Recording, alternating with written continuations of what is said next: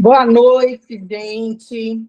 Esse é o nosso terceiro encontro no curso Movimentos Sociais da Afetividade à Efetividade.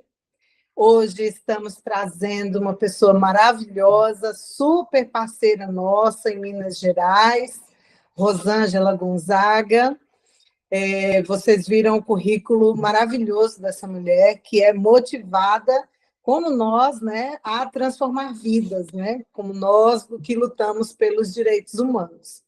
Então, hoje nós trouxemos a Rosângela para conversar conosco, porque nós vamos falar nesse módulo, né, o assunto abordado nesse módulo, que foi muito bem construído pela nossa presidenta, Gi Carvalho, e o assunto abordado nesse módulo foi como é que nós nos organizamos, né? Então, como é que surgem as organizações não governamentais de mães, como é que se organiza, por que trabalha, como se junta e tudo mais. Então, é isso que a gente vai tratar na tutoria de hoje. E aí a gente quis trazer a Rosângela, que é uma pessoa de fora da nossa organização, para que nós pudéssemos beber aí nessa fonte dela, né, de outras formas de fazer o mesmo ativismo movido por amor que a gente faz. Então, boa noite, Rosângela. Boa noite. Então, a gente vai começar pela abordagem do assunto, né, do quem somos. E a Gi começa abordando, falando das coisas que nós temos em comum, né? Como é que a gente se junta. Eu amo a expressão, como é que a gente se aquilomba, mas não quero me apropriar culturalmente dessa expressão, mas aí a Rosângela vai poder falar dela sem se apropriar de uma expressão que não seja dela, né? Mas a gente se junta mesmo, né? E quais são as coisas que nos fazem nos reconhecer umas nas outras? Então, somos mães de pessoas LGBT. Então, normalmente, todo mundo se pergunta, mas eu errei? Por que a gente se pergunta isso? Porque, na verdade, as pessoas nos julgam, né? Via de regra, as mães são apontadas e, por vezes, as avós são apontadas como responsáveis pela doçura, né? Pela educação e aí pela questão da identidade de gênero ou da sexualidade do filho. Então, normalmente a gente se pergunta, será que eu errei? Será que meu filho passou por algum trauma na infância? Eu deixei de amar? Eu amei demais? Como é que foi isso? Será que ele sofreu violência sexual? Por incrível que pareça, isso é uma coisa que está muito se perguntam, né? Essa pessoa, esse menino, essa menina sofreu algum tipo de violência sexual que o traumatizou, a traumatizou e fizeram com que esse nosso filho virasse, com aspas bem enormes aí, uma pessoa LGBT? Ou será que isso é um modismo? Nós ouvimos isso algumas vezes também, né? Se é uma questão de ser moda, de estar na moda, ser uma pessoa LGBT. Olha que conflitos estranhos, né? Como é que a gente escuta coisas tão absurdas? Por aí também, Rosângela, se escuta esse tipo de afirmação? Ah, sim, porque é cultural, né? Primeiro que a mãe é sempre culpada. Tudo que acontece com o filho, a mãe vai ser sempre culpada. Né? Quando é coisa boa, é de todo mundo. É o pai que deu bom exemplo. Mas se deu errado, foi a mãe que não soube educar, a mãe que não soube falar. E essa questão do abuso sexual, infelizmente, a gente vê isso reforçado até por psicólogo. Né? Até tem psicólogo que usa disso para justificar a orientação sexual e a sexualidade do menino. Então, assim, são falas equivocadas, né? Do senso comum, que vai se multiplicando, né? E aí, com a internet, com as fake news, isso vai se reproduzindo como se fosse uma verdade, né? E a gente que criou os nossos filhos sabe que não é. Mas eu acho que é aí que é o nosso papel, né? A importância das nossas organizações. É mostrar à pessoa a nossa vivência e aquilo que é realmente real e aquilo que é só fantasioso, que foi criado pelo senso comum. Aqui é igual, não é diferente. Do mesmo jeito, né? Bom, e aí a gente agora vamos falar um pouquinho do porquê que a gente sofre, por que ainda se questiona, por que as pessoas ainda têm esse padrão, né? De que todo mundo tem que ser menininho ou menininha, e de que tem que, se é menino, tem que gostar de menina, se é menina, tem que gostar de menino. Isso é uma coisa que a gente herda, né? Muito das tradições europeias, por incrível que pareça, né? Porque quando a gente vai olhar para outras civilizações, né, essa coisa da liberdade, da sexualidade, tem uma outra pegada, mas, de novo, como o nosso mundo, o mundo que a gente vive hoje, é um reflexo daquilo que foi idealizado pelos europeus, ou seja, pelos donos do capital, digamos assim, né? E do poder, né? E do controle via religiosa e tudo mais. E quando a gente fala de controle de religiosidade, a gente vai ter um módulo que vai abordar muito isso, né? A gente está falando de relação de poder mesmo. Então, eu mando, vocês obedecem, se quem não obedece não faz parte, não deve ser expurgado da sociedade. Então, a gente herda isso muito, né? Não, que não é uma coisa que está em desacordo com a natureza humana. Isso aí é bem que fique bem iluminada essa questão. Não é que a natureza humana não coubesse ou não abarcasse outras existências, que não as binárias e as heterossexuais. É que houve uma criação de papel para isso, por alguém, né? E aí a gente, de novo, quando é procurado pelas mães, vai sempre encontrar essas pessoas que lidam com as culpas. E essa culpa está onde? Onde é que quem é responsável por essa culpa? Porque não é a mãe, né? Muito menos o papel do feminino, culpar alguém por, né? Culpar a mãe por. É uma coisa do machismo estrutural, dessa falta de conhecimento mesmo, porque esses sistemas de poder que falam para a gente há milênios, né, que precisamos seguir esses tipos de conduta, a gente não consegue, isso não é dito, isso não é falado, porque nós ainda estamos nesse regime de poder. E aí a gente traz os preconceitos internalizados, que é tudo estrutural. Então a gente acaba reproduzindo para dentro de nós como nós aprendemos, como os nossos pais aprenderam, como os nossos avós aprenderam, e a gente acaba reproduzindo isso. Né? A gente acaba sempre apontando. Quem nunca disse, o filho daquela ali não vai vingar. Aquela menina é uma menina homem. Aquele, não é? Então, mas isso é porque é uma reprodução cotidiana. Né? Nas nossas infâncias, nós reproduzimos também muito dessas coisas. Você concorda, Rosângela?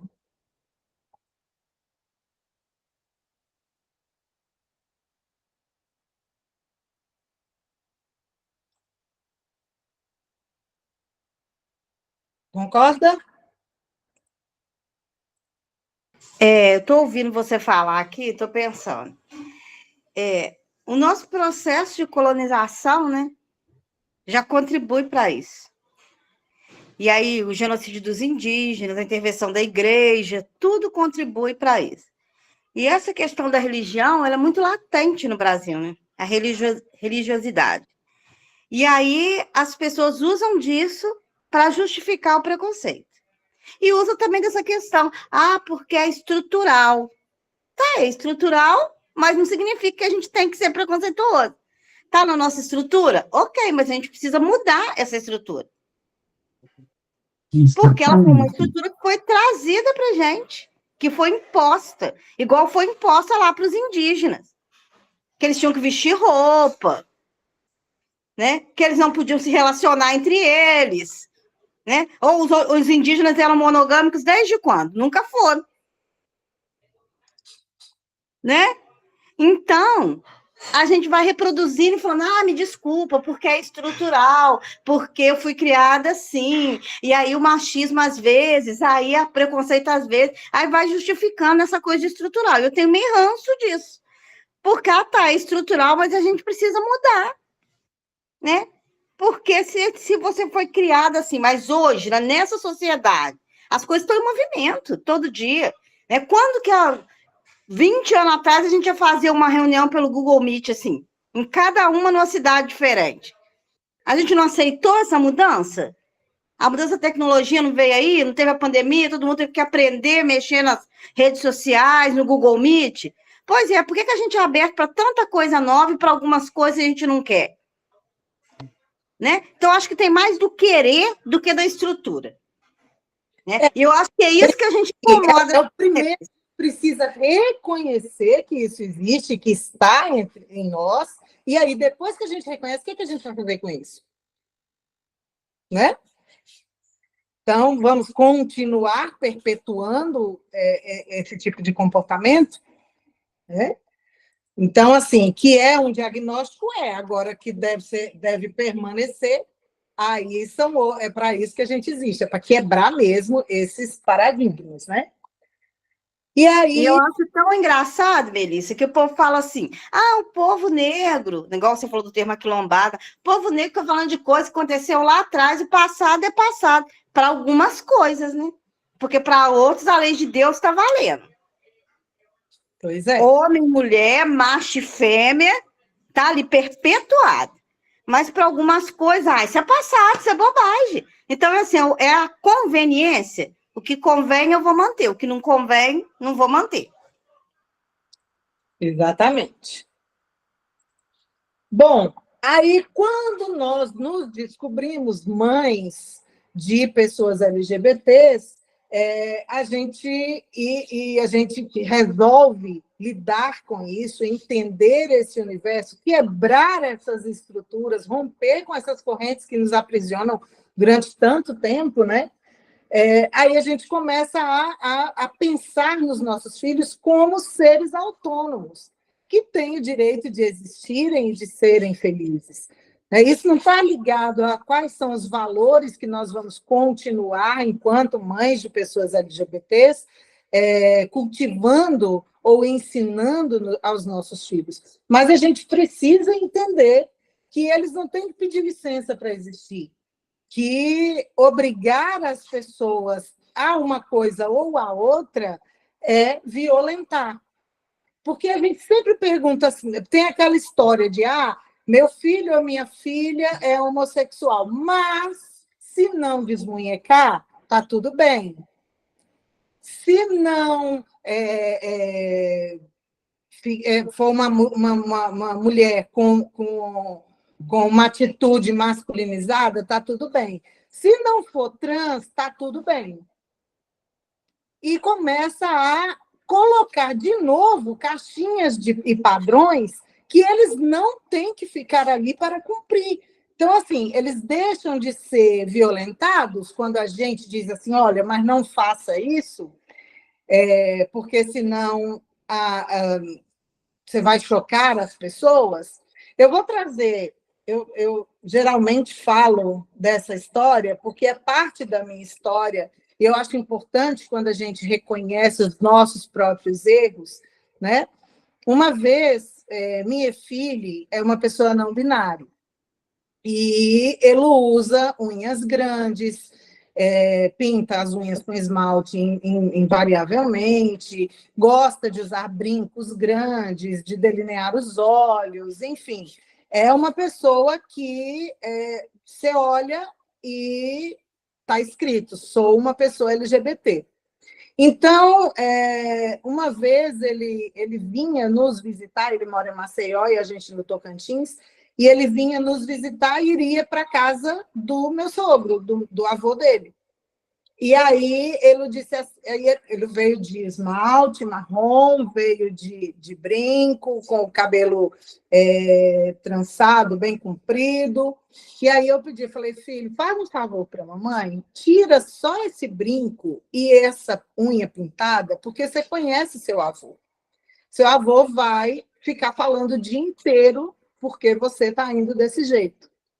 Aí ele virou para mim e falou assim, mãe, o meu avô, ele tem que me amar ou me respeitar pelo que eu sou. Se eu tiver que tirar o meu esmalte, eu tiver que tirar o meu brinco, eu tiver que prender meu cabelo para que meu avô me respeite e me ame, ele vai amar e respeitar a pessoa que eu não sou. Então, esse amor e esse respeito não me interessam. Eu pedi desculpa imediatamente para o meu filho, porque eu entendi perfeitamente que ele estava coberto de razão. Então, assim, essa coisa de nós colocarmos o que nós achamos, os nossos sentimentos, né, de sociedade, de ser social, né, de como é que as pessoas esperam que nós sejamos e que os nossos filhos, filhas e filhas sejam, é também um tipo de violência. Então, quando a gente diz, olha, somos mães de pessoas LGBTs, essas pessoas precisam existir, são valores de humanidade, valores sociais que a gente precisa trabalhar neles, e não como eles são, como eles falam, como eles andam, como eles se vestem, não é por aí, com quem eles se relacionam, não é por aí. Mas é uma caminhada, é um processo, né? É uma nova maternagem. Aí, para a gente fazer essa... Ô, Rosângela, você levantou a mão, pode falar. Então, eu não... essa questão da pessoa trans e não binária, eu não tinha experiência, né? Eu tinha até ano passado um filho pan e 2 filhas lésbicas. E esse ano eu tenho a Jo, porque Jo agora é não binária. E aí tá nessa questão da unha grande, do brinco, e aí por algumas vezes eu me peguei falando nessa fala, não preocupada com família, mas preocupada com violência. E aí ela nunca falou nada, só falava, filha, cuidado com esses brincos grandes, porque chama muita atenção e aí você pode sofrer uma violência. Depois eu fiquei pensando, isso também é uma violência. Porque a gente está tirando o direito da pessoa se vestir como ela quer. Então, a gente, no sentido de cuidar, está violentando. Eu falei, eu não vou falar mais isso.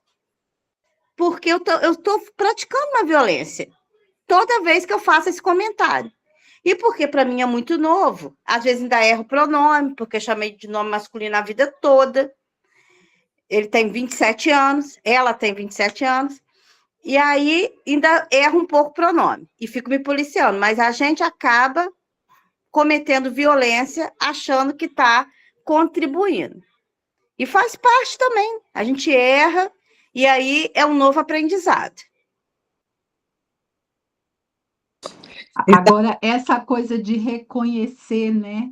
É isso que eu acho que falta assim, no movimento e na esquerda em geral, reconhecer que nós fomos constituídos e constituídas e constituídos nessa estrutura colonial, né, machista, sexista, racista, LGBTfóbica, e assim, não para justificar, como a Rosângela falou anteriormente, né? Não para justificar eu erro porque eu sou. Não, mas para reconhecer, como a Mel falou assim, que eu quero revolucionar, mas eu também tenho que fazer autocrítica, porque eu também erro. E eu não vou conseguir, a gente não vai conseguir avançar se a gente não conseguir reconhecer, como a Mel contou a experiência, você contou. Eu acho que cada uma de nós for falar, a Gi gosta muito de falar, né? De que quando a filha dela se revelou lésbica, que ela não aceitou, que ela foi violenta com a filha dela e tal, que foi um processo, porque a gente precisa reconhecer para poder evoluir, né? Inclusive, assim, e reconhecer na esquerda e nos defensores de direitos humanos que a gente sofre dessas mazelas e que a gente precisa evoluir. Exatamente. Quando a gente traz essas coisas, E, sobretudo, assim, nesses espaços de formação de mães ativistas, né, que normalmente nos olham enquanto lideranças de movimento, imaginam que nós nascemos e não erramos, né? E a gente precisa, sim, socializar essas experiências, né? E eu não estou dizendo que eu não erro ainda, eu erro todos os dias, sabe? Mas quando nós erramos, nós precisamos aprender com os nossos erros. E a gente, por vezes, se ninguém nos apontar, nós só vamos descobrir que erramos lá na frente, né? Então, quando a gente tem pessoas que socializam esses aprendizados, a gente acaba evitando cometer esses tipos de violência com os nossos filhos, né? Aí agora a gente vai falar sobre a mãe sair do armário. Por que isso é importante? Por que a gente se organiza? E por que a gente precisa sair e dizer, olha, nós sim temos orgulho dos nossos filhos, filhas e filhos? Porque é um processo de naturalização, de quebra dessa estrutura. Nós, quando falamos, nós falamos de um lugar que essas pessoas que têm aí esses preconceitos muito grandes, né, não conseguem ouvir isso vindo de mulheres cis heterossexuais. Então, nós discutimos de um outro lugar com essas pessoas, porque as pessoas LGBTs falarem que a cisgeneridade é uma bobagem, né, ou que a sexualidade é um fator individual, é natural para todos os ouvidos, né? Eu existo, eu estou defendendo a minha existência. Mas quando nós saímos quebramos, né, esse ciclo, e nós, enquanto... E aí, via de regra, tá, gente? Nós hoje já temos, inclusive, temos um trabalho, um estudo científico em desenvolvimento, que teve uma pesquisa muito importante, que está mostrando como nós, mães ativistas, depois de entendermos de verdade sobre as questões de gênero e identidade com os nossos filhos e filhas, né, a partir dessa experiência, e as questões da sexualidade, também a partir das questões dos nossos filhos, filhas e filhas, nós também nos questionamos. Chega um momento que nós também nos questionamos, nós também queremos exercer as nossas liberdades, né? Sermos donas, de fato, dos nossos corpos, das nossas sexualidades. Mas, via de regra, somos mães de pessoas LGBTs, mas somos pessoas cisgênero e heterossexuais. Então, isso incomoda, né? Incomoda para o discurso conservador ouvir de uma pessoa de igual para igual ali que está tudo bem, né? A Rosângela está com a mão levantada e a Georgina também quis falar. Quer falar primeiro, Georgina? Pode falar. Então, vou falar. É muito comum as pessoas questionarem a sexualidade dos pais quando os filhos são LGBT. Eu passei por isso. Porque eles falam assim, tem alguma coisa errada nesse casal. Ainda mais quando, no meu caso, tem 3, né? As pessoas querem uma justificativa para os filhos serem gays. Ou lésbica, ou não binário, seja lá o que for, eles querem uma justificativa. E eu sempre falo que a sexualidade, a orientação sexual, a gente foi criado para ser menino, menina. E eu falei, eu estou num casamento há 30 anos. Então, eu não fico questionando a minha sexualidade, porque eu tenho um casamento feliz e bem resolvido. Mas isso não significa que daqui a um tempo eu não sei. Porque eu não sei, porque eu nunca experimentei, porque eu nunca precisei, porque eu estou num relacionamento hétero, e aí tá tudo bem para mim, mas eu não sei. E eu acho que, na verdade, ninguém sabe. A gente que foi construído para isso, porque a gente foi colocado em caixinha. Então, é o que a Melissa falou. Na verdade, eu acho que todo mundo é todos. Só que a gente foi construído para ser menino, menina, e a gente segue essa regra. E tá tudo bem também. mas eu não sei qual que é a preocupação das pessoas quererem saber a sexualidade dos pais das pessoas LGBT. Porque a gente incomoda até por ser pai de pessoa LGBT. E é muito importante a gente sair do armário também, porque as pessoas acham que as pessoas LGBT não têm pai, não têm mãe, é filho de chocadeira. Ou foi trazido pela cegonha. Eles apareceram no mundo. E também não existe criança trans, elas só apareceram adultas. Então, é importante que os pais e as mães saiam do armário, né? Para que as pessoas entendam que elas têm família. Exatamente. Uma coisa, a Georgina estava fazendo uma pergunta sobre o que fazer, porque tem uma hora que na nossa aula, que é assim, Rosângela, o nosso curso ele tem 3 momentos. Tem as aulas assíncronas, que são gravadas, né?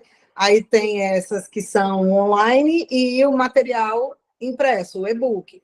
Então, as pessoas trazem perguntas de outros ambientes também, que não só esse. E a gente falou lá sobre o fato das mães precisarem respeitar, né, a hora de seu filho, filha ou filha sair do armário. Então, jamais, ainda que nós tenhamos a certeza, certeza, eu acho até muita prepotência, né? Alguém querer ter em relação à identidade e à sexualidade de outra pessoa que não a gente mesmo. Mas ainda que nós tenhamos os indícios ou a sensação de que nosso filho, filha ou filha é uma pessoa LGBT, respeitar o momento dessa pessoa sair do armário. Também não é incomum nós estarmos em determinados lugares de retirar esses nossos filhos do armário. Eu também fiz muito isso em relação ao meu filho. Eu também perguntei muito para o meu filho. Meu filho, me conta, você é gay? Se abre com sua mãe. Mas sabe naquela história do perguntar? E a gente precisa aprender a criar um ambiente para que essas pessoas, esses nossos filhos, se sintam seguros para sair do armário. Agora, uma vez que eles saíram do armário, aí não tem motivo para a gente estar ali dentro. Mas também com muita ressalva, com muito cuidado, para não violentar o nosso filho. Porque nós vamos ter, e se alguém aí da sala... a gente tem Patrícia, por exemplo, Patrícia Moriali, mãe de Leona, que é uma pessoa que tem um mega orgulho do trabalho da mãe enquanto ativista. Então, Leona, inclusive, participa de vários eventos da Mães da Resistência, ela está sempre do nosso lado, né? E é uma escolha dela, né? Meu filho já não participa de nada. Esse ano foi a primeira vez que ele mandou uma foto, que a Kelly pediu foto de mães com filhos, não me lembro mais nem para quê, e eu encaminhei a mensagem como eu encaminho todos os anos. E ele, esse ano, resolveu mandar. Porque, assim, eu falo como mãe de pessoa LGBT, mas eu não tenho que estar expondo a imagem do meu filho, filho ou filha, a menos que seja da vontade dele, dela ou dele. Entende? Então, é muito importante essa relação também, de nós compreendermos que nós estamos nesse lugar de ativismo e foi uma escolha nossa. Eles, elas e eles precisam escolher se querem ou não esse tipo de exposição. E, por vezes, eles não querem.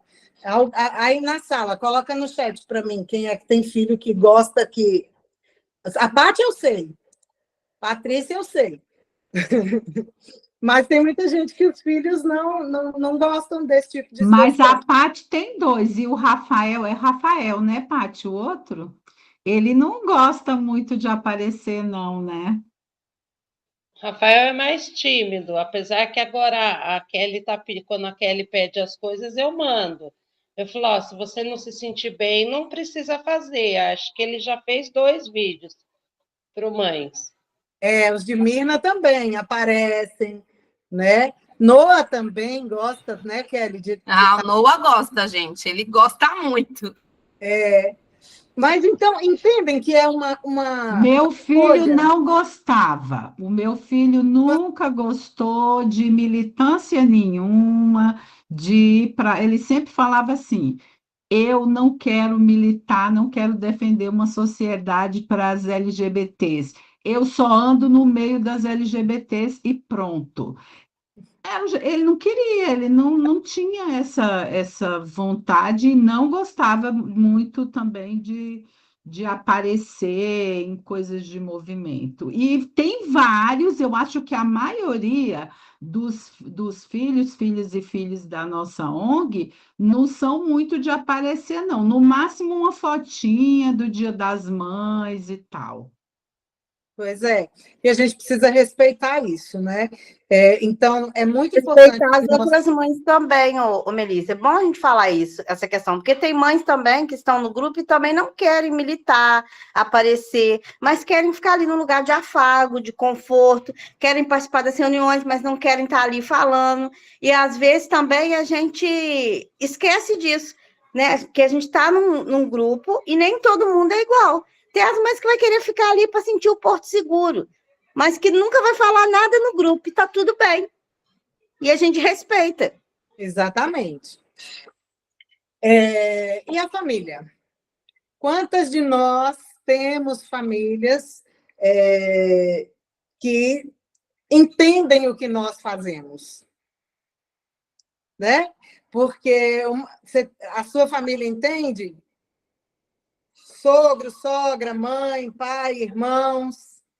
Que beleza! Nossa, você não quer me levar para sua casa, não? Meu pai tem 79 anos, vai fazer 80.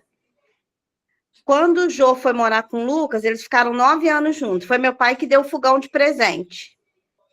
E foi lá, fez a instalação de luz, e eles convivem na casa do meu pai. Minha mãe, as doninhas chegam para quermesse lá, para oração, aí se Jô tá lá, fala, vem cá para apresentar para as moças. É assim. A família, inclusive a minha irmã também é do Mães, né? Porque ela tem um Rafa, que é um menino trans, e a família, eu tenho outro sobrinho gay que mora no Canadá. Então, assim, a família já está acostumada. As crianças convivem, não tem nada disfarçado perder, elas entendem. Eu lembro que um dos meus sobrinhos pequenininho perguntou assim, mas pode? Aí minha sobrinha falou assim, mas se eles são um casal, eles se gostam.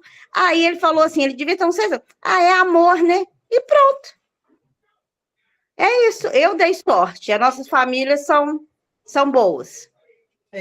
A minha família aceita, respeita, mas assim, muito na minha presença.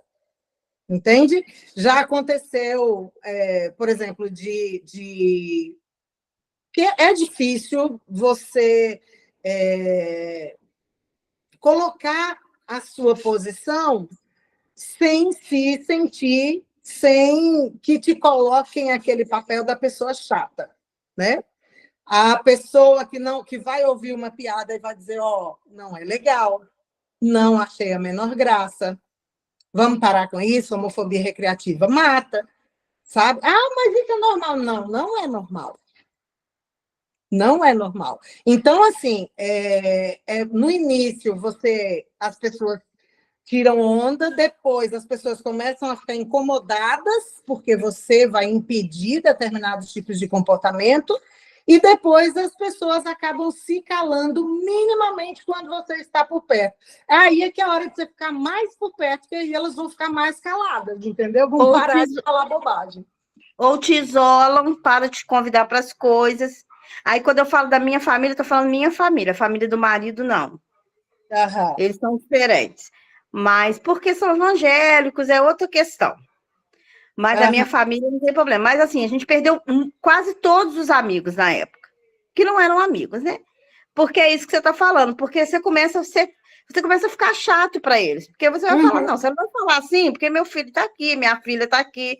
Ou você está ofendendo, isso aí é violência, mata, e as pessoas começam a te evitar, mas que bom.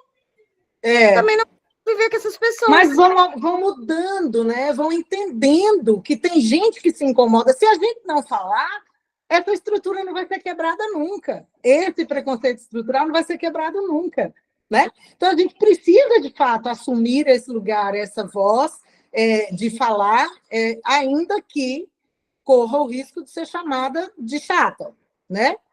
Leila, você está dando conta de olhar o chat? Porque eu não consigo. Eu estou olhando lá o chat.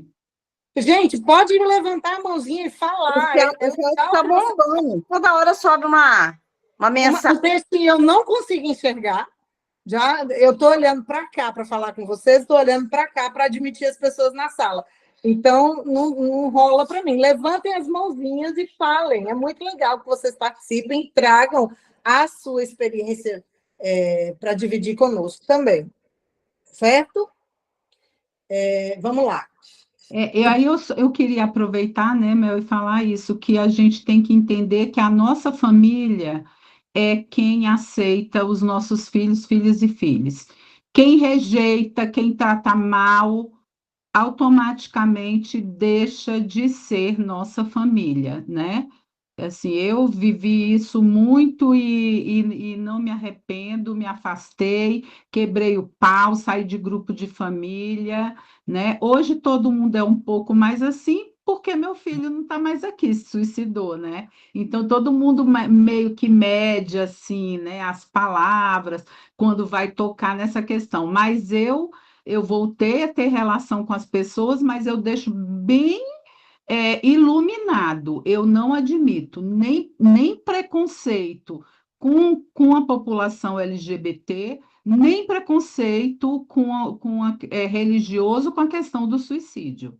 Não vem com essa historinha, que não sei o quê, que não tem o reino do céu, não tem perdão, qualquer coisa do tipo que eu não admito, não aceito, porque meu filho continua comigo, né? Então, e é isso que a gente tem que deixar. Inclusive, é uma atitude que pode parecer simples, mas não é, mas que gera muita segurança para os nossos filhos, filhas e filhas. É saber que a gente rompe com qualquer um para estar com eles, né? Com elas e eles. E Não essas só com os pessoas que nossos filhos, contribuem, né? né, para a questão do suicídio. São essas pessoas que você está falando, Leila, que são a maioria delas são responsáveis pelo suicídio dos nossos filhos e filhas. Porque a pessoa não dá conta de viver com tanta intolerância, com tanta ignorância, Exatamente. e o suporte consegue. Porque a gente está no Setembro Amarelo. E a maioria de casos de suicídio é isso, a pessoa não conseguir viver com essa sociedade horrorosa, misógina, homofóbica, transfóbica, e a pessoa não dá conta. Então, as pessoas, porque suicídio é pecado? Não. Pecado é o que você faz. Exatamente. Né? Se a pessoa for ser punido porque suicidou, então você também vai ser punido porque causou. E eles se incorporam, né, se tornam arautos da moral, dos bons costumes, da razão, da divindade, né? E isso mata muita gente, mata de muitas formas. A pior delas é perder a vida, é deixar de ter vontade de viver, desistir de lutar contra um sistema, né? E essa é a pior das formas. Mas se morre todos os dias, gente, de muitas outras maneiras também. Né? Pessoas que passam uma vida se anulando, né? Pessoas que não têm, não encontram nem em terapia, né, uma forma de se sentir um ser humano digno da sua existência, né? Então, assim, essas falas, elas constroem inseguranças que vão destruindo, vão quebrando as pessoas por dentro. E aí é por isso que nós não devemos mesmo deixar com que essas coisas se perpetuem. Patrícia quer falar, a Ana estava com a mão levantada primeiro, Ana Lúcia, eu acho. Fala aí, Ana. Oi. Estou aqui atrapalhada aqui com. Ai, peraí. Atrapalhada aqui com os botões do celular. Então, só dar uma palhinha desse negócio, né, das questões da família. Eu fiquei 2 anos sem falar com a minha irmã. Eu quebrei um pau violento com ela. Porque, lá, acho que mais ou menos por 2017, por aí, David ainda não tinha se entendido David, ainda usava o nome morto, mas já tinha uma pegada muito no dia a dia de usar roupas mais desconstruídas e tal. E ele sofreu um ataque, né, da BO de verdade, da gente baixar na delegacia da mulher para fazer, porque pegaram ele ele saindo do Elefante Branco para ir para o ponto de ônibus, e ali naquela pracinha ali por trás da 21 de abril, agarraram a pessoa e escreveram sapatão não, a ponta de faca no braço da pessoa.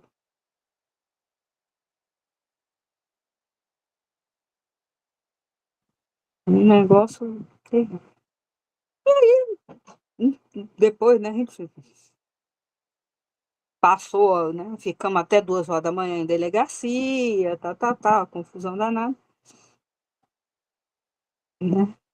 Ainda bem que vendo naquela época, né, carregou Hélio com ele para eu poder ficar nesse rolê, né? Foi o Vene e a Gra segurar essa onda, né? Pra eu ficar nesse rolê e tal. Quando foi no outro dia, a gente em casa já e tal. E minha irmã, tô falando no telefone, agora não lembro mais quem foi que ligou para quem, mas tô falando com a minha irmã no telefone. E fui contar. E ela pediu para falar com o David, mas eu estava aqui do lado ouvindo, né? Você não acha que foi por causa das roupas que você usa, não? Eu te sai daqui, me dá esse telefone. Pega ele, some com ele daqui, porque agora é comigo. E sentei o sarrafo, né, verbal na minha irmã. Foi feio, foi pesado. A gente ficou, olha, para falar a verdade, eu fui voltar a falar com a minha irmã 2 anos depois, quando ele foi mordido de cobra.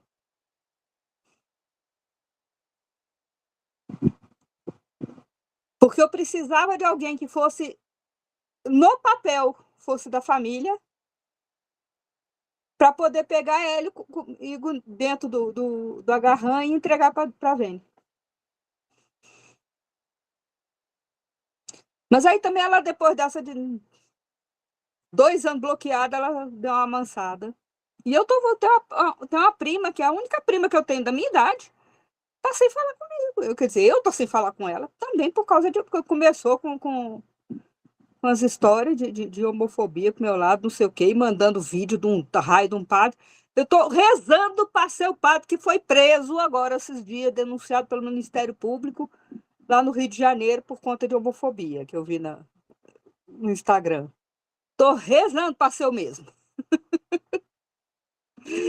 Porque começou a mandar vídeo desse tal desse padre, eu disse, isso é crime. Isso é crime, isso é crime, isso é crime. Ela não coisa, eu bloqueei tudo. Tirei do grupo da família, bloqueei.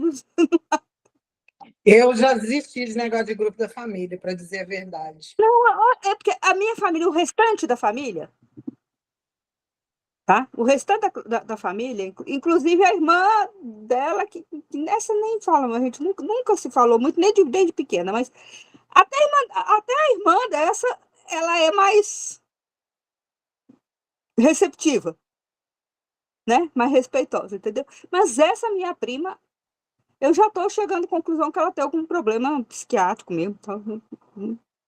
Porque é a única pessoa da família dos dois lados que não respeita meus filhos. Oi? É problema de ruindade mesmo, é problema de falta de humanidade, né? Não é problema psiquiátrico, não. E, assim, tem hora que passa dos limites, né? Eu também já processei meu irmão por homofobia por conta de mensagens em grupos de família. E aí processei uma outra prima também por homofobia por conta de mensagens mandadas em grupo de família. Aí eu saí do grupo porque eu não tinha mais dinheiro para pagar advogado. Mas, senão eu ia processar todo mundo. Eu, como eu não tinha dinheiro para pagar para advogado desde o começo, eu já bani minha prima. Aí eu né, vou perguntar até para o núcleo jurídico, viu, Lena, se eu volto para o grupo da minha família ou não, porque está muito complicado ficar ali. Patrícia levantou a mão. Pati, minha irmã. Não, eu só ia falar que essa semana eu me surpreendi, infelizmente, com a família, né? Porque muitas das minhas companheiras sabem que eu cortei laços com os irmãos, porque falaram que meus filhos não eram dignos de usar o sobrenome da família, porque isso nunca tinha existido na família, né? Então, cortei laço com eles, não tenho mãe, não tenho sogra, não tenho sogro, meu marido é filho único. E essa semana, Leona postou um vídeo falando sobre o suicídio. E citou o irmão, que eu sou uma mãe lutada pelo suicídio como a Leila, e citou o nome do irmão. E ela recebeu uma mensagem no Instagram dizendo: não estou gostando disso, você está usando o nome do seu irmão para se eleger. Foi a esposa do meu pai que mandou essa mensagem. Aí eu mandei mensagem educadamente, até a Leona se surpreendeu quando ela escutou o áudio que eu mandei. Ela falou: nossa, mas nem parece você. Você está tão serena na voz e tudo, né? E aí eu me surpreendi da minha filha também ter mandado um áudio para ela. E eu não sabia, a gente presta atenção, mas também não presta tanta atenção nos filhos, né? E a minha filha falou que já teve pensamentos suicidas devido à má informação e comentários transfóbicos. Rafael faz uso de medicamento. Então, eu falo que, para além da nossa saúde mental e dos nossos filhos, muitas das vezes é melhor a gente cortar laços mesmo, né? Porque eu falo que a minha família é a família que eu tenho aqui dentro da minha casa, meu marido, os meus filhos, vocês consideram muito como minha família e alguns amigos nossos que são bem próximos. Porque eu falo, porque muitas das vezes família de sangue, às vezes de nos ajudar e apoiar, só atrapalha, só prejudica a nossa vida e a nossa saúde mental, né? Então, obrigada por todas vocês existirem nas nossas vidas. Eu e Leona temos um amor e um carinho muito grande por todas vocês. Era só isso. Te amo, minha irmã. Então, gente, entende como é importante a gente também estar nesse ativismo? É importante a gente quebrar esses ciclos estruturais, mas é importante também a gente se preservar, né? A minha saída do grupo da minha família me deu um pouco mais de paz. Alguém perguntou se eu tinha ganho os processos. Um deles está correndo, e o outro... a pessoa foi condenada a pagar 25 cestas básicas, mas pelo menos doeu no bolso de alguma forma. Poderia ter ficado sem nada, né? Então, assim, pelo menos e aí a reincidência pode piorar a pena, né? Então, essa pessoa já sabe que não deve fazer isso mais. Se está fazendo, eu não sei, porque eu saí do grupo, porque senão eu ia ter outra úlcera. Então, mas aí saí para a minha preservação. Porque, às vezes, eu digo sempre que a gente precisa escolher as batalhas que trava, né? E é mais fácil a gente travar batalhas com pessoas estranhas, e é mais fácil, por incrível que pareça, às vezes, nós encontrarmos aliados em pessoas estranhas do que travar essas batalhas ou encontrar aliados dentro dos nossos círculos sanguíneos, né? Isso muda também, viu, gente?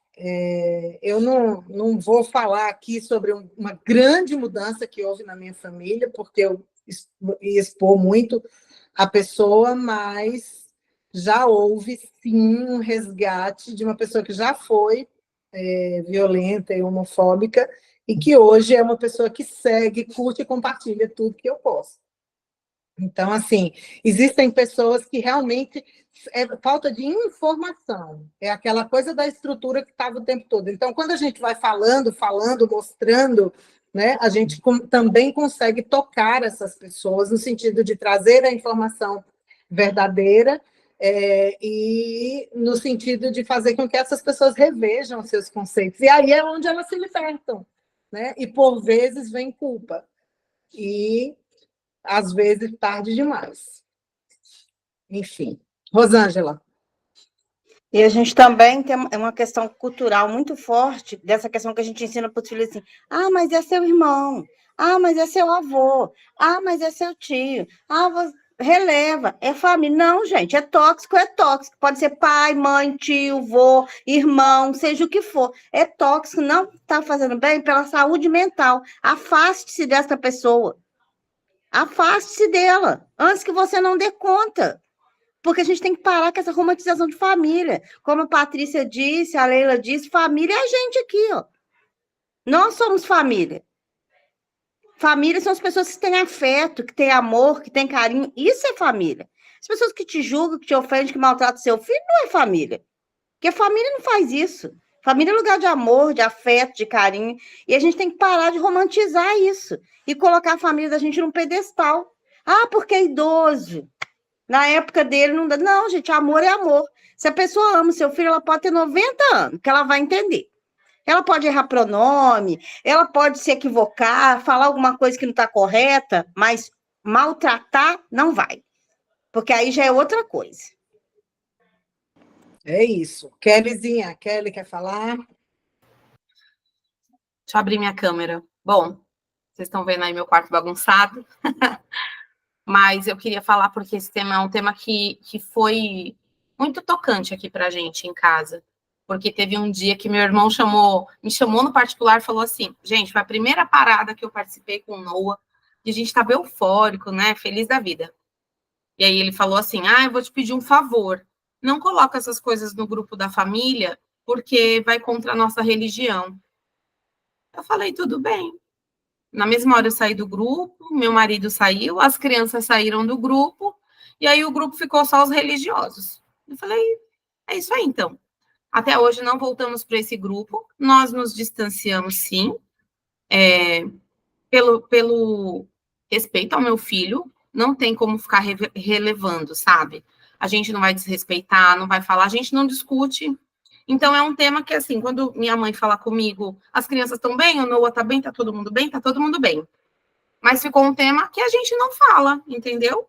Em respeito à minha mãe, obviamente que eu a amo, né? Entendo a religião deles, mas não concordo, assim como eu não acho que eles também têm que entender nada da gente, não. Eles só têm que respeitar, porque falta de respeito não é tolerado, né? O resto, a gente dá um jeito, mas que a gente saiu de todos os grupos, muita gente se afastou e a gente também se afastou pela nossa saúde mental, e foi muito importante para minha família, foi muito importante para os meus filhos, para a Dudinha, para a Isa, que são as irmãs que apoiam o Noah, todo mundo já viu a Dudinha bandeirando por aí, nossa mini militante, e para eles foi muito bom ter essa postura de, não, eu não sou obrigada a ouvir essas coisas, né? Então, essa distância foi muito boa para a gente. Não da família, de não estar participando de lugares que não nos cabem. Se não cabe meu filho, não me cabe, não cabe a nossa família, né? Exatamente isso, Kellyzinha. Onde meus filhos não cabem, eu não caibo, né? Bom, aí vamos lá para o outro módulo. As coisas que nós normalmente trazemos para as nossas práticas. Oi, Luz, boa noite. As coisas que nós trazemos para as nossas práticas, sendo uma mãe da resistência. Primeiro, respeite, né? Ele quer conversar, você vai criar um ambiente para que essa pessoa, para que seu filho, filha ou filha, se sinta à vontade para conversar. Não é você chamar, agora vem cá, eu quero conversar com você. Né? É você criar, se a gente cria esse ambiente, essa conversa pode surgir naturalmente. Né? Ouvir com atenção, sem julgar, sobretudo porque, para nós, o exercício da escuta é muito, muito, muito importante. Como educadora, como professora, e tem várias professoras aí dentro da sala, nós aprendemos que a gente não sabe tudo. Então, muitas vezes, a gente ouve coisas dentro do ambiente de sala de aula, e aí eu trago essa analogia, porque é a mesma coisa de mãe para filho. Ele vai falar, você não vai entender. Não, deixa falar, escuta. Depois você vai procurar compreender, tirar dúvidas com outra pessoa, mas não se coloque como se não fosse capaz de compreender, sabe? Peça ajuda, me ajude a te entender, me explica como é isso. Eu não sei, mas eu posso aprender com você.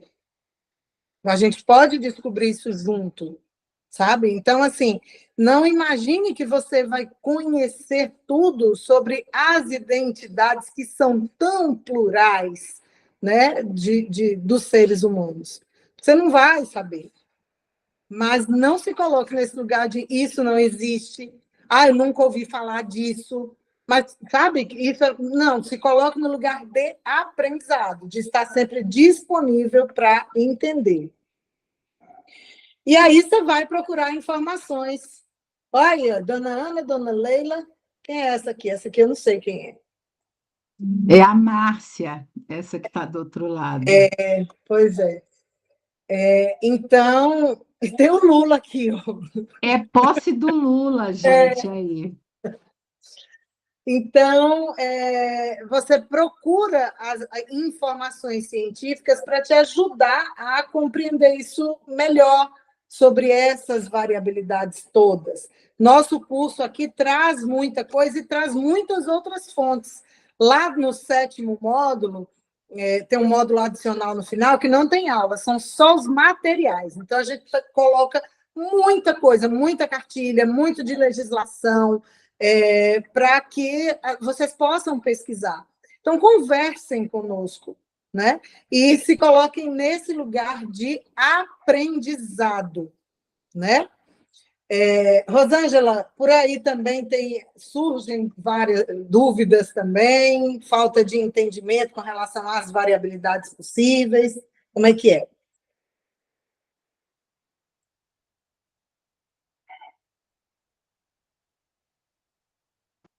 Está mutado. O microfone está mutado.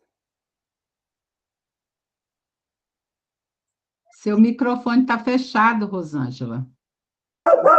É porque os cachorros estão latindo, peraí. Os daqui também, por isso que eu fechei a câmera, corri ali e fui fechar as portas. Bom, então vamos continuar aqui. Sendo uma mãe da resistência ainda, né? Os passos que a gente dá. Encontro e acolhimento. Então, dentro da nossa organização, todos os sábados, aliás, de sábado sim, sábado não, nós temos os nossos encontros da Coxa de Retalhos. A Paty Moriali está aí, que é uma das pessoas que, junto com Lígia, organiza todos esses encontros, mas dentro da nossa organização, a gente tem um núcleo específico para acolhimento. Então, não se sinta sozinha quando tem uma dúvida, eu quero saber isso, aconteceu isso, estou triste hoje, sabe? Então, a gente está aqui umas para as outras. A hora que uma não puder, mas o núcleo de acolhimento vai sempre encontrar alguém que possa acolher você, te ouvir, né, e tentar te ajudar a passar por essa dúvida ou por alguma situação que você esteja passando. E ajude seu filho, filha ou filha a se firmar socialmente. Então, acompanhe. Vai estar no processo de ir ao médico, está no processo de bloqueio puberal, está no processo de hormonização, está no processo de retificação de nome e gênero, está no processo de busca de... Acompanhe seu filho, filha ou filha. Não seja intrometida, né? Coloque-se disponível, mas também não seja a mãe de Miss que vai colar no filho e vai querer ir com respeito à individualidade. Eu quero ir com você, eu posso ir com você? Né? Então, se coloque sempre nesse lugar disponível, como mãe, como parceira, né? Como uma pessoa orgulhosa da sua cria que você é, né? Para estar ao lado do seu filho, filha ou filha, em todos esses momentos importantes. sabe? Se coloque dessa forma com ele também.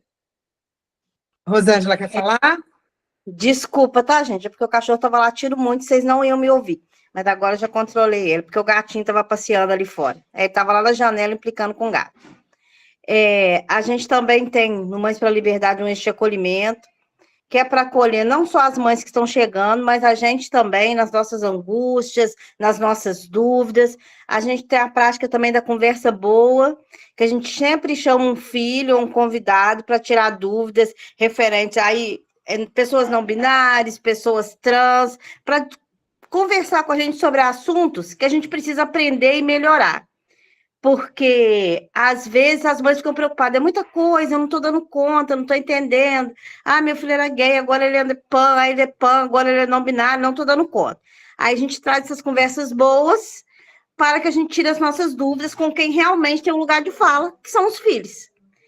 E é isso, é uma mãe acolhendo a outra, é a gente procurando ajuda, dando liberdade para os filhos falarem, tendo escuta, né? A escuta é muito importante. E aí, quando a gente tiver dúvida, perguntando e acolhendo. Eu acho que o maior objetivo dos nossos coletivos é acolher.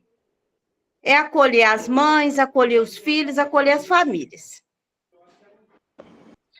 Exatamente. E entendendo, gente, que não é porque você foi acolhida, isso que a Rosângela falou é bem importante. E muitas de nós passam por isso, né? Meu filho, até 3 anos atrás, ele se identificava como um homem cis gay. Ele se identificava como uma bicha preta.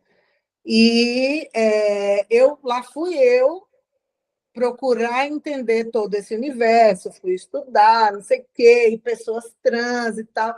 E eu, com a minha idiotice, eu perguntava para ele, filho, mas você tem certeza que você não é trans?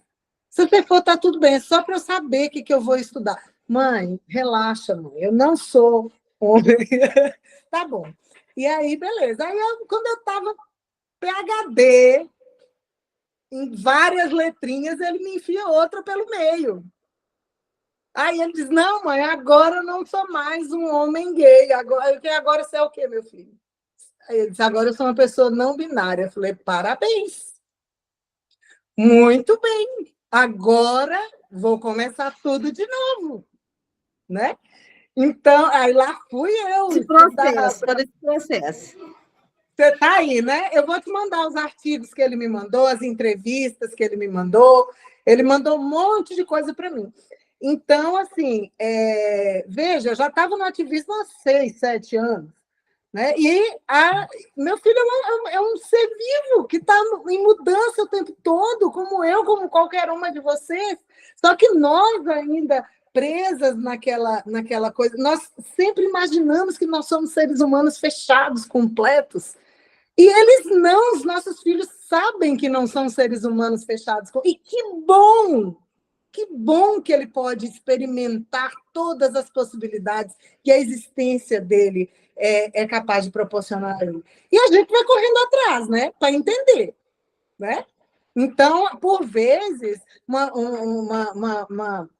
uma filha que era uma mulher lésbica, de repente se entende como uma pessoa trans, aquela mãe vai ter dúvidas. E aí, como é, como não é, o que eu preciso fazer? Porque aí chega naquele momento, né, que a gente já sabe que não há mais, não é a censura, mas é como ajudar, como fazer passar por esses processos, né?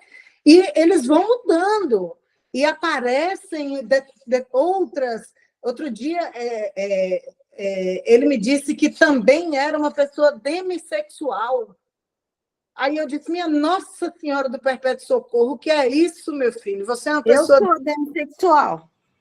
Pronto, você... Mas, para mim, foi a primeira vez que eu tive contato com esse termo. E aí, quando eu fui estudar, eu disse, gente, mas eu também sou demissexual.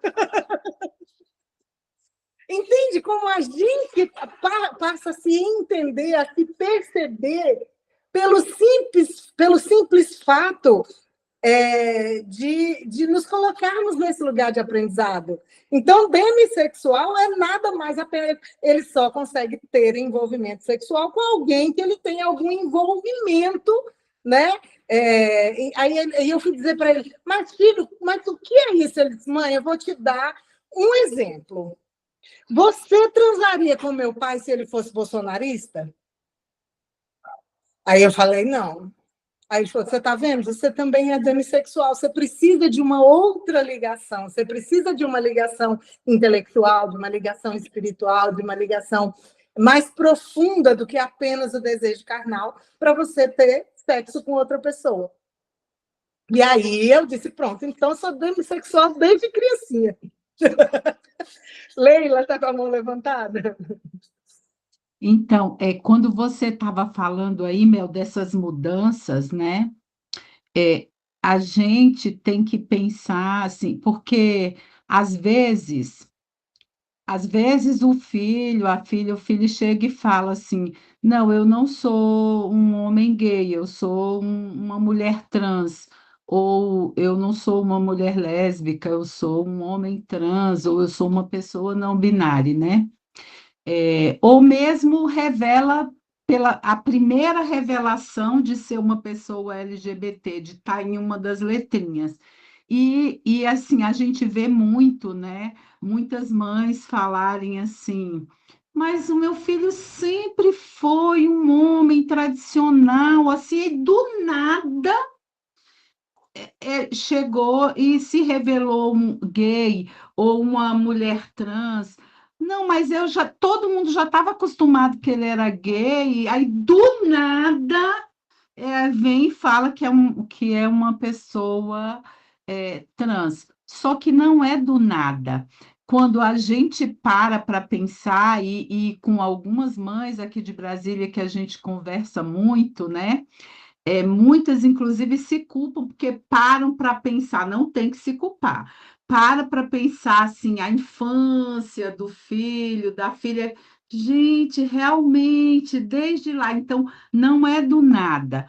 Tem uma trajetória. Por mais que essa pessoa, esse seu filho, filha esteja, fosse tímido, se escondesse muito, ou fosse muito escondido, às vezes até por você própria, não que por culpa, mas por toda uma coisa, não é do nada, é isso que a gente tem que entender. E quando eles mudam, falam, não, agora eu não sou mais um homem gay, eu sou uma mulher trans, eu sou uma pessoa não binária, também não é para seguir um modismo, não é uma coisa assim, é porque eles estão num processo de descoberta e a gente tem que entender isso assim de uma forma bem tranquila, né? Que uma descoberta, é um processo, é um processo. E respeitar, né, esses processos.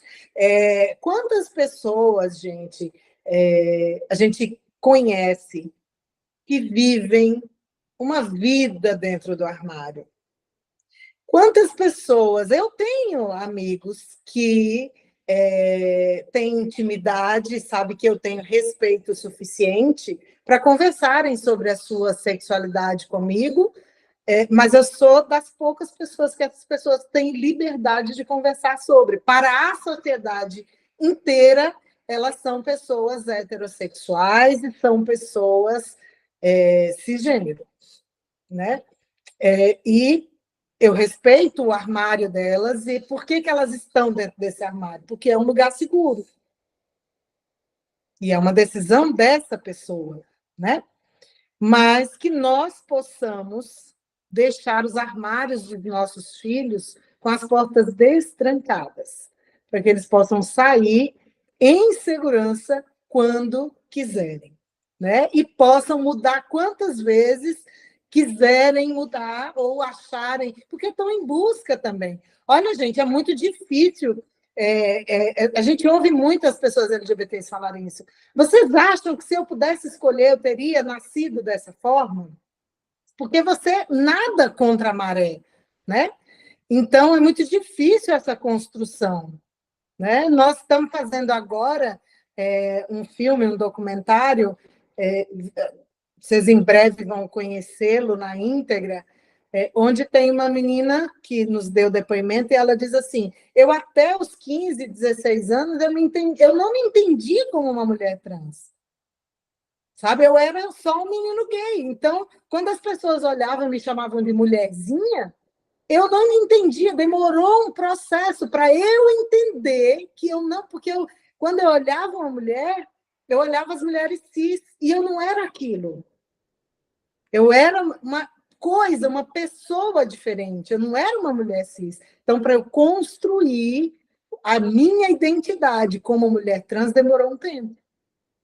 Entende que não é uma coisa simples, né? Não é algo simples de que acordei hoje do nada, como Leila trouxe o exemplo. Tem alguém com a mão levantada? Acho que a Paty levantou a mão, não foi? Não, eu já até baixei porque eu coloquei no chat que uma vez o Rafael falou para mim que ele teve que ter o tempo para a sua identificação. Porque quando ele tinha 12 anos, ele disse que era uma menina lésbica. E há 1 ano e 7 meses atrás, ele conversou com a irmã, porque ele tinha muitas dúvidas na cabeça. A Leona tirou todas as dúvidas dele e no dia seguinte ele me ligou e falou: mãe, tem uma coisa para te contar. Eu falei: o quê? Ele falou: me identifico como um homem trans. Eu falei: nossa, que bom. Aí ele até riu e falou: nossa, ainda bem que a Leona transicionou antes de mim, porque você veio com esse... Ai, que bom. Então, eles têm o tempo de descobrimento deles mesmos, né? E então é isso. Eu acho muito importante a gente não cobrar e dar esse tempo para eles, né? É isso. Bom, gente, agora a gente tem 5 minutinhos aí para encerrar a nossa tutoria, mas aí a gente fala sobre também o nosso papel enquanto mães da existência, que é de cobrar do Estado que os direitos dos nossos filhos, filhas e filhos sejam cumpridos, né? Porque, na verdade, se a gente for olhar e se os nossos legisladores, aliás, se as pessoas fossem, né, as pessoas que estão à frente do serviço público, né, a pessoa que atende, os gestores, né, a pessoa lá da escola, a diretora da escola, os professores, se lessem a Constituição Federal, já estaria tudo ali. Né? Não precisaria de um monte de outros instrumentos. Né? Então, a Constituição Federal ela já abarca todos os direitos, todas as pluralidades das pessoas brasileiras. Né? Mas, com essa, se escondendo aí atrás de fundamentalismo religioso, se escondendo aí atrás dos seus preconceitos internos, as pessoas negam os direitos, né? E aí a gente precisa de instrumentos, e aí a gente precisa da criação de políticas públicas específicas, né? Aí a gente precisa do judiciário fazendo o papel do legislativo, né? A gente já falou isso em outra tutoria aqui, mas a maioria dos direitos que os nossos filhos, filhas e filhos têm são assegurados, por incrível que possa parecer, pelo Poder Judiciário e não pelo Legislativo. E isso é uma coisa muito perigosa, porque a corte ela muda o tempo todo, né? Então, hoje nós temos uma corte que tem um entendimento X. Amanhã mudam-se os ministros e esse entendimento pode mudar. Né? A corte muda o tempo todo. E para melhor, mas também pode haver um retrocesso. Então, nosso papel enquanto mães ativistas é cobrar do Estado para que esses direitos sejam preservados e cobrar do Legislativo para que esses direitos sejam transformados em lei. Veja que a lei contra a LGBTfobia, que criminaliza a LGBTfobia, ela é amparada na lei do racismo, na lei antirracismo, né? Então, a gente não tem uma legislação específica. Nós temos a Constituição que rege sobre as uniões entre as famílias, né? E a gente tem a legislação vem modificando e tal, mas nós temos que ter um entendimento do judiciário que uma família composta por 2 homens ou composta por 2 mulheres também é uma família, porque pela leitura que determinada faixa aí do legislativo faz, não é reconhecido como núcleo familiar. Então, a gente precisa ficar atento, né? Nos colocar disponíveis, são muitas as discussões, né? São discussões muito importantes na área da educação, está lá dito que o nome social tem que ser preservado, tem que ser respeitado, mas dia após dia nós temos os direitos dos nossos filhos na escola do uso do nome social sendo negado, né? Então, a gente precisa estar vigilante com relação a isso. Aí nós temos o direito da retificação, né? Hoje, nossos filhos, filhas e filhas podem retificar gênero, além do nome, no seu documento, mas nós temos um sistema único de saúde que não admite que um homem trans dê entrada para fazer um parto, porque o homem não engravida, né? Então, nós temos que estar vigilantes o tempo todo, a cada demanda. Eu costumo dizer que mãe ativista é meio que bombeira, ela vai apagando incêndios, né? Aconteceu um caso aqui, aconteceu um caso ali, né? Aí nós temos a nossa justiça que diz que mulheres trans. Tem muita gente que pergunta para mim, como é que eu sei quando é mulher trans? Se deixou de. É um homem que nasceu homem e virou mulher? Ou é uma menina que virou homem? Como é uma mulher trans? Eu sempre digo, a primeira coisa, você não vai errar nunca mais. Tira a palavra trans, deixa só do meio, mulher. Pronto, essa pessoa é uma mulher. Você não vai ter dúvida mais. E um homem trans, tira a palavra trans, deixa só o homem.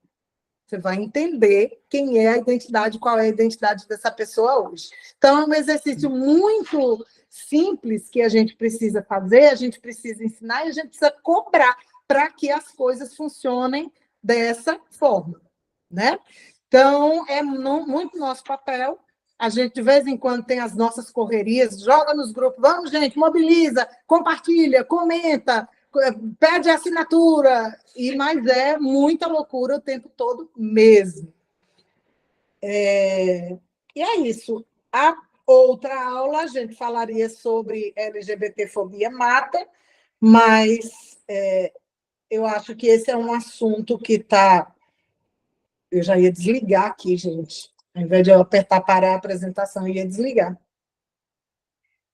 Ao invés de nós estarmos focadas naqueles números horrorosos, né? Vamos focar em como nós fazemos para nos acolher, para fortalecer os nossos núcleos familiares, até onde vale a pena. Também sabermos reconhecer quando é importante algum tipo de afastamento, né? Para que nós possamos construir juntas, nos acolhendo sempre, juntas, um mundo mais feliz, mais justo, mais respeitoso, mais seguro para os nossos filhos, filhas e filhas. Porque ainda, e infelizmente, a estatística nos mostra que o Brasil, pelo 15º ano consecutivo, é o país que mais mata pessoas LGBTs, com foco na população T do mundo todo. E é uma sociedade tão hipócrita que também é o país que mais consome pornografia da população T no mundo todo.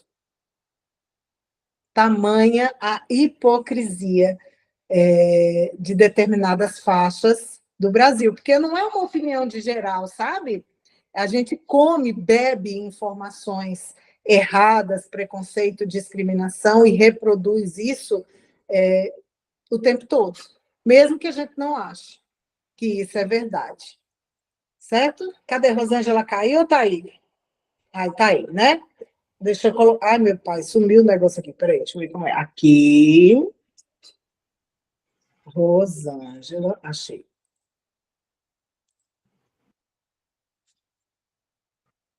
Para todo mundo. Pronto. Fixando. Rosângela, eu queria agradecer demais pela sua presença, pela presença de Leiloca, que está todas as tutorias aqui com a gente, dando essa força, engrandecendo aqui o nosso debate, né? Mas, sobretudo, agradecer a você, Rosângela, pela parceria de sempre, né? Por somar conosco. A gente sempre diz que nós estamos presentes em 17 estados e no Distrito Federal. Só que em Minas Gerais, a gente não chama Mães da Resistência, a gente se chama Mães pela Liberdade. Eu acho lindo. E ao contrário também, quando mães de outros estados nos procuram, a gente fala a mesma coisa. Nós não estamos em outros estados, mas nos outros estados a gente chama Mães da Resistência, pode procurar.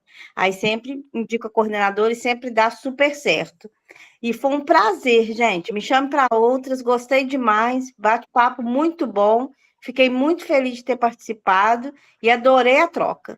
Foi bom demais. E me mande coisas de pessoas não binárias, porque eu tô apanhando. Vou te mandar tudo, vou te mandar todos os links Porque aqui. a gente passa 27 anos chamando um filho de um jeito. E aí depois o filho fala que não é mais assim, mãe. E aí a mãe tem que Ele já disse assim, mãe, você pode me chamar do jeito que você quiser. Você pode me chamar de ele, ela, ele, como você quiser. Eu não ligo, não. Mas tem um monte de gente que liga. Então é melhor você estudar, porque você é ativista. Tá bom, meu filho.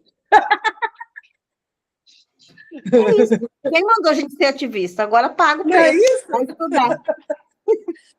Meninas, um beijo. Tem um rapaz aqui. Cadê ele? Jorge, eu acho o nome. Cadê Jorge? Tá aqui ainda? Tá, subi um joinha aí, ó. Tem um bendito é o fruto aí. Então, muito obrigada. Eu vou pedir para vocês abrirem as câmeras para fazer um print desse momento legal. Vamos abrir as câmeras rapidinho, dar um sorriso. Isso. Aê! Georgina, abre a tua, que tu está aparecendo aqui no computador. Oh, o Jorge apareceu! Cadê Jorge, gente? Vamos Jorge lá, na hein? outra página. Vou printar. Ai, peraí, é porque eu tenho que apertar o botão e olhar para cá. Print. Aí, agora eu posso olhar para lá. Pronto. Gratidão, meus amores. Semana que vem a gente se vê de novo. Um beijo. Próximo módulo é maravilhoso. Fala de acolhimento, de autocuidado, tá? E a gente precisa muito falar sobre isso. Saúde mental. Beijos.